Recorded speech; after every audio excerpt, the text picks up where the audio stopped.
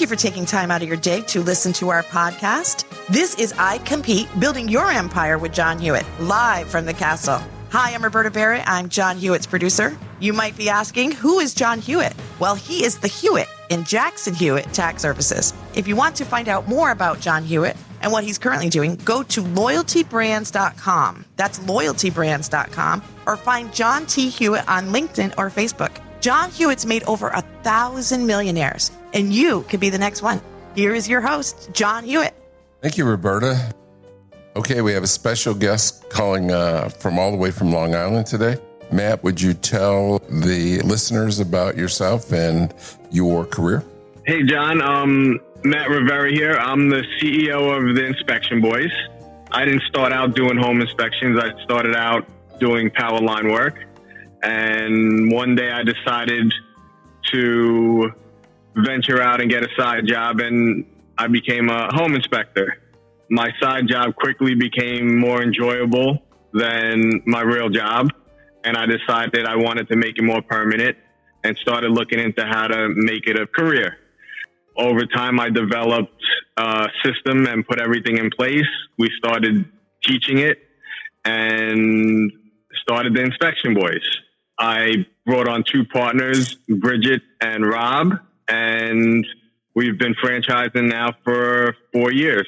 And now we have you guys as our other partners, which we're super excited about. And, you know, the future's looking really good. Awesome. Powerline sounds scary to me. Are you one of the guys that rode up in the bucket up and touched or came close to touching the power lines? That was me. I got in at 18 years old, fearless. I would climb the pole with hooks or go in the bucket. We would work on anything from, 7,000 volts to 20,000 volts. Yep. It would buzz in your face. You'd get zapped. It was a different world. And was it 24/7, 365? It was. That was the reason I started looking into other jobs and careers. Once I had my family, it was to make the money you wanted to make. You were on call 24/7. You had your regular job, but the real money came with emergency work. When storms would happen, when a hurricane would come through, ice storms, when there was an emergency, you were working 24/7 until it was finished. And I imagine, how cold does it get in January, February? You were in Long Island, I assume. How cold does it get? It gets cold, 0 degrees, 10 degrees, and it's the wind chill that does it to you. It's the wind chill, and it's when you're working outside for the power lines, you have to wear certain clothes, and the equipment you have to wear working in the bucket is rubber, so there's no way of keeping yourself warm. So it beats you up. It beats you up fast. Well, as someone that just talks and thinks, working outside in any capacity is frightening. So how many years did you make it? I was a lineman. I started at 18 and I went to 30 basically full time. At 30 is when I stopped to do home inspections full time. So I'm 12 years, full time, 24/7. Okay, so you're working for the power company and you decide to leave. How did you pick home inspection? Well, I love real estate. I always loved real estate. I actually got the job doing power lines because I wanted to buy a house, and it was a way to make fast money. And buying a house or two, during the process, I would get home inspections or not get home inspections. And I seen the value in it. And it kind of went hand in hand with real estate. And, power lines, you're always building. You're building something. So, I was able to watch the process, build something. So I figured, on the side, it would be something that would be enjoyable, and it wasn't as strenuous on my body. And it also was something that I would be able to make my own schedule. When somebody would call, we would schedule around it. If they needed it done sooner, they would go to somebody else. And how much of the work was indoors when you went for inspections? Indoors, I would say about 75% of the house is indoors. You're outside for 20% of the house. And if it's raining or snowing, you could speed that process up. by knowing what you're doing and being more efficient and taking better pictures. So are there checklists involved in what you do?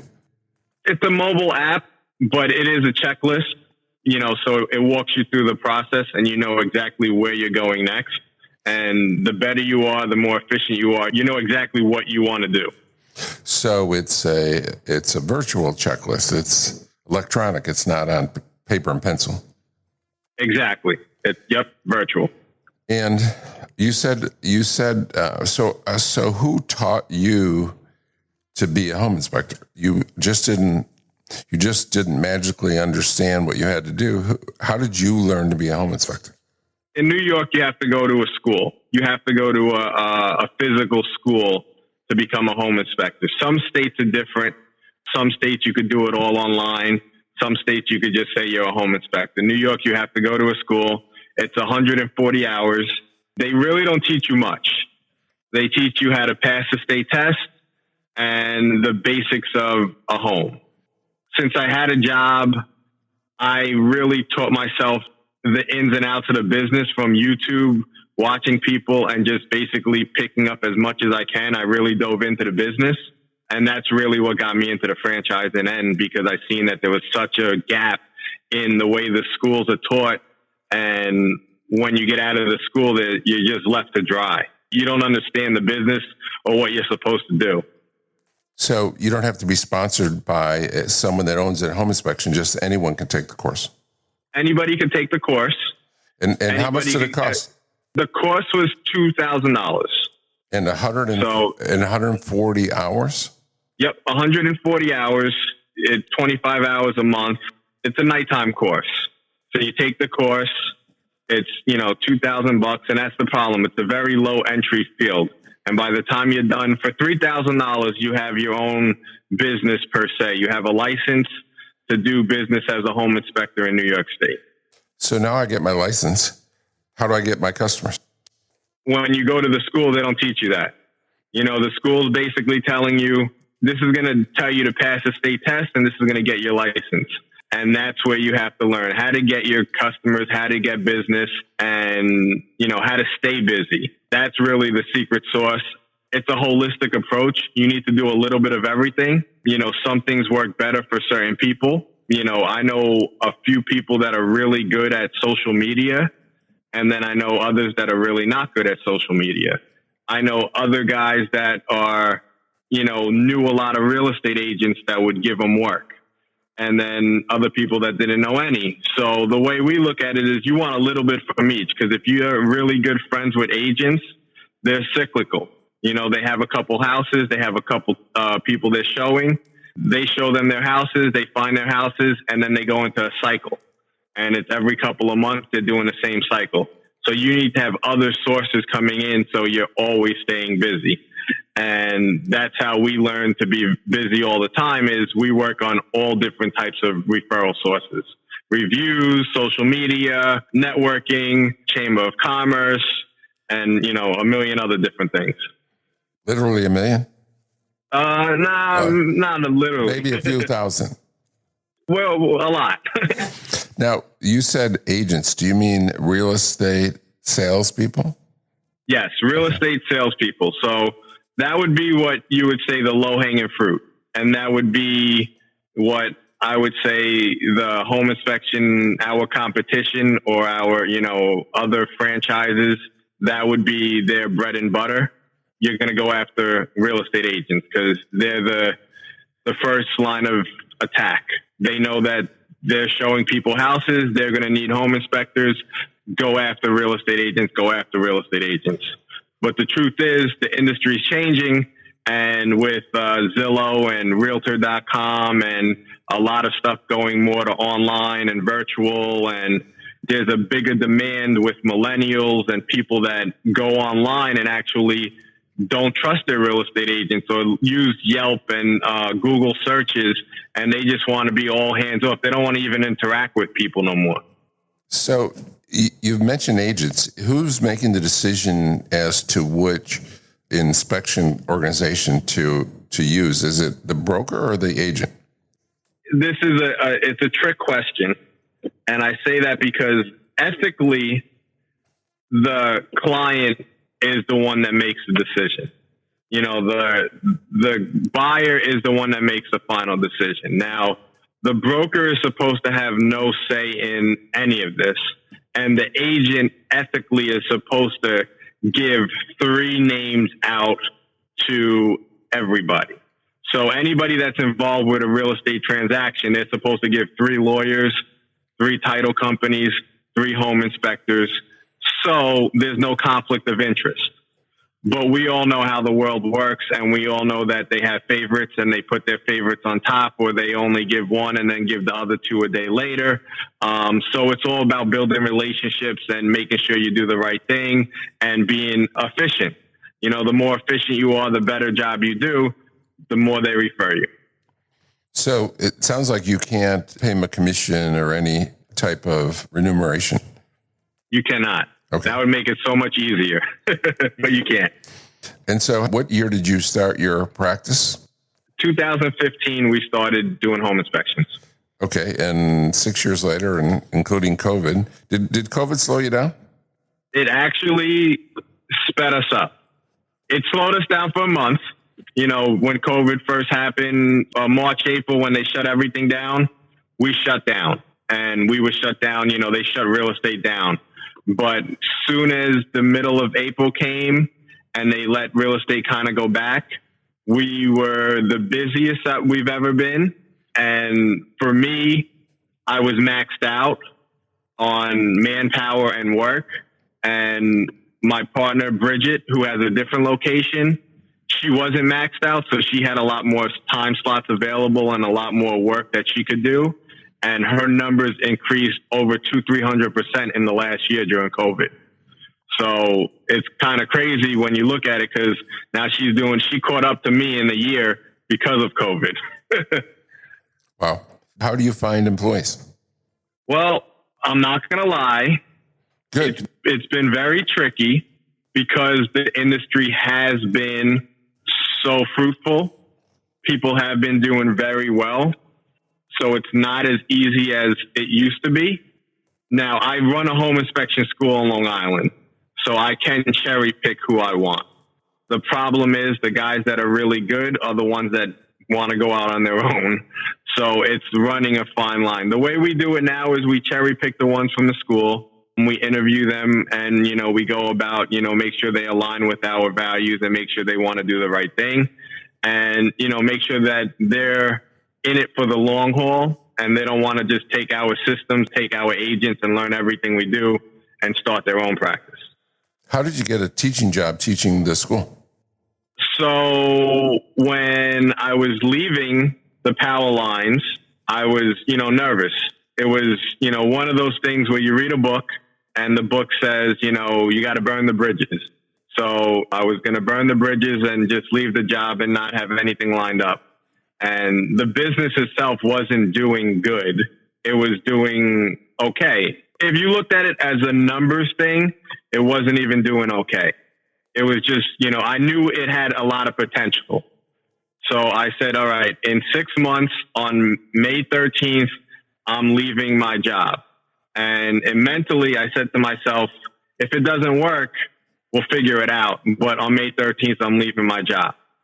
So, you know, you got the emotional roller coaster. Oh, it's going to work. It's going to work. Oh, it's not going to work. Oh, it's going to work. It's not going to work. And as I got closer, I was like, all right, well, I know I don't want to do line work anymore, but maybe I should do a little something else so I could pay some bills. And I contacted a guy that was upstate that had a home inspection school. And I said, hey, listen, would you be interested in me opening up one down here? And I'll run it. I'll do everything. I'll just use your license and we'll become partners.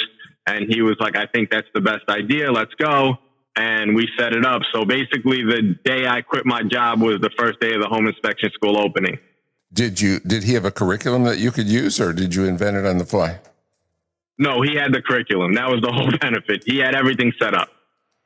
So let's talk about the franchise. First of all, do you need to have can you do it out of your home? 100%. Yes. And what would be the estimated startup cost for new franchisee? So the estimated startup cost is between $50,000 and $70,000. that's on the low end of the scale, especially when you think about the huge, big franchise like a McDonald's or a Dunkin' Donuts. That's a very reasonable number. Yeah, I mean, the franchise fee is $40,000. The licensing is state by state, but like I said, New York State's one of the most expensive in everything, and you can get your license for $3,000. You don't need a storefront. Equipment and everything is, a couple $100. Besides that, the only other thing we require is a car or a truck, but you could lease it so you don't even have to buy it. And that's it. You don't need anything more. So it's very low startup, which is great. Does it have to be a special vehicle or can it be any car or truck? It needs to be approved by us, which means it has to be newer and it needs to be able to fit a 18-foot little giant ladder in it. Besides that, we don't have a specific car or truck yet because we've had 4 different vehicles wrapped with our logo and they all look awesome. So we kind of like that feel. And that's kind of what we went with so far. Now, as someone whose ex-wife had a toolkit and I didn't, I'm very unfamiliar with tools and ladders. 18-foot little giant must, if it fits in vehicles like cars, it must shrink or you must be able to roll it up. How big is it when it's at its smallest? 4 feet. Okay. So it basically folds down. It's 4, 8, 12, 16. So it's considered an 18-foot little giant, but I guess it would be 16 feet until you put it up, and then you could reach 18 feet. Uh-huh. So 4 4-footers. Yeah. 16. So how long is the class? How many hours of the class is it? For the franchisee, depending on the state, we work with them on how they're going to get their license. If their state has a license, they're going to go through their state, whatever school they have there to get their license. And then we're going to work with them on our systems and processes. If they don't, we're going to have them take another class that we recommend to get them up to speed. Then once that is done, we have about a month worth of online stuff that they do. And then they come to us for a week. And the week is basically a power crunch of marketing and putting all the systems together on how to use it, when to use it, and basically from the beginning to the end, the whole process. So there's 1 week of kind of on-site training. The rest can be done virtual? Yes. And that's thanks to COVID. We put a lot online. And that's in Long Island? It's in Long Island. We actually just purchased a big building for it, and we're building the new training facility to make it even nicer and better for everybody. Do you have any national competition? We do. There's about 7 other home inspection franchises that are national. I wouldn't say, they're definitely competition. They've been around for a very long time. The first home inspection franchise was in the 70s. 1978. Most of the other competition was started in the 90s. There really is nobody that started in the last 15 to 20 years, which is kind of weird. Or maybe there is, but they're just not the competition. And all of the competition, their main locations and all the good areas are sold out. If you wanted to come to Long Island, you can't buy the competition here. They're all gone. I like to say it in other industries that you can't make the mistake of acquiring their franchise, right? You can't make them. I like that. You can't make the mistake. That's how I say it is when we talk about the tax business, right? You can't make the mistake of buying an H&R Block. They've been sold out for 30 years. So you're blessed because you have to do the right thing and join us. I'm going to say that from now on. I like that. You can't make the mistake. Right. There you go. Let's talk about, okay, so you have 7 major competitors, and I'm sure some mom and pops, and in various markets. How do we differentiate ourselves? What are the things that's going to drive someone to you as opposed to one of the other competitors? First and foremost, I definitely want to say the partnership with you guys and loyalty, the synergies across the brands, and the big vision. There's nobody else that's even thinking like that. And that's one of the things that really gets me excited. Being a home inspector, I didn't realize it until recently, everybody comes to me for advice. I'm always giving out a plumber, electrician, a roofer, real estate advice, insurance companies. I mean, if you follow on Facebook, the moms groups, and I'm more of an advice giver than anything else. So just having that network of people and good companies around us is going to be huge. Knowing that I have not just loyalty, but a dryer vent company around the block that if they mess up, I'm going to go right to the owner and complain. Stuff like that is so important to me. That's the one thing. The other thing is all those companies that I said are my competition, them being old, they haven't adapted. Their systems and processes work. I'm not going to deny that. But their systems and processes are 20, 30 years old. The industry is changing. The world is changing. We have so much technology that has been basically brought to the forefront recently that they're not using. We're so much better and more efficient than them. And when I talk to their franchisees or the people that work for them, they're like, oh my God, I can't believe we can't use this. Maybe it's that I'm a lot more open-minded and that I teach the class and I see a lot of the new technology that comes in and I want to use it. That's one of the big things. Like when I talk about the online SEO and online marketing and, when drones came out, we were the first people to get drones and, the little cars that go under the houses with video cameras, we were the first people to get them. We're in the forefront. We're right there. And I think that's one of our biggest advantages. Wow. That sounds like you're making a difficult process fun. You get to play with drones? I've never got to play with a drone. So I can use my little equipment and the drones fly over and look at the roof and then I send my little car under. That's children's dreams. My wife wanted to kill me. I mean, she literally wanted to kill me when drones first came out. I think the first drone we got delivered to the house was like $7,000. Wow. And she was like, your business isn't even making money and you're buying a drone. And I didn't even want to tell her about the thermal imager camera that was coming for it. And and you're right. It was a little kid living his dreams. I'm in the backyard flying the drones around the block, crashing them. And yeah, it is fun. And like I said, it's not physically exhausting and there's a lot of fun aspects to it.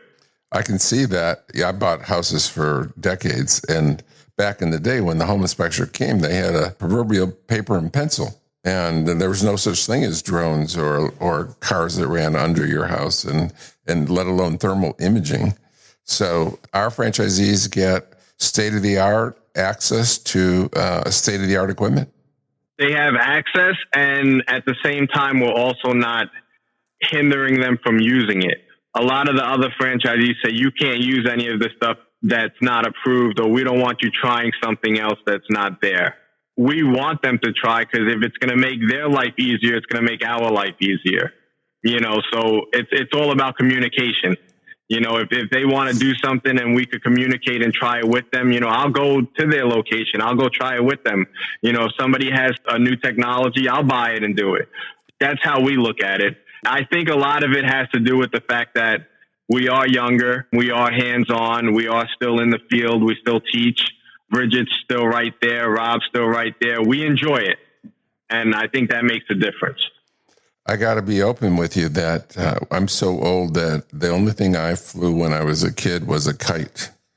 And so I'm going to come to your training, and when you're training people how to use a drone and have some fun fooling around that I missed out as a kid. They make them so easy now. They don't crash. They fly by themselves. They're perfect. You can record everything. You'll enjoy it. Awesome. That sounds fun. How big are the territories? How many people or homes do you need to have a quality profit? So it's a population of 170,000. And that's where we started at. And that's what we look at. We're going to look at every territory and make sure that there's a couple other things that fit. But the general basis is a population of 170,000. We internally want to look to see how many offices are in the area, if it's spread out too much. There are some parts of the country where 170,000 might be really big, and there's some parts of the country where we're at in New York where 170,000 might be a town.